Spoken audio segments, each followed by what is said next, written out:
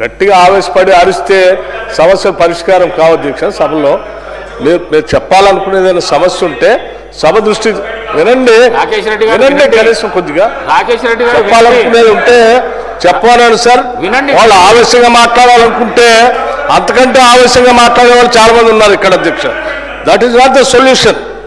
సమస్య ప్రభుత్వ దృష్టికి సభ దృష్టికి తీసుకుని వచ్చి దాని పరిష్కారం ఏంటనేది మంత్రి గారు చెప్తారు. దయచేసి మీరు మనం కనీసం సభ డెకరం మెయింటైన్ చేయాలి. ఎవరు ఇప్పుడు అదే చేశారా మీరు గతంలో? మీరు ఓడిపోయిన వాళ్ళని తీసుకొచ్చి కూర్చోబెట్టారా? మీరు వాళ్ళు ఓడిపోయిన వాళ్ళని తీసుకొచ్చి కూర్చోబెట్టారా? సభ గురించి తెలియకుండా మాట్లాడితే ఎట్లా? పల్లా రాజశేఖర గారు ఏంటి మీరు రన్నింగ్ కామెంట్ ఇది మాట్లాడుతున్నారు. మాట్లాడితే ఏమంటే దీనికి ఒక పద్ధతి ఉంది, ఒక పద్ధతి ఉంది. సభ్యుడు ఏం మాట్లాడాలో కొత్తగా వచ్చి ఆయన చెప్తున్నారు. మీరు కూడా అట్లా మాట్లాడితే ఎట్లా? మీరు ఆయన గతంలో ఇదే చేశారా?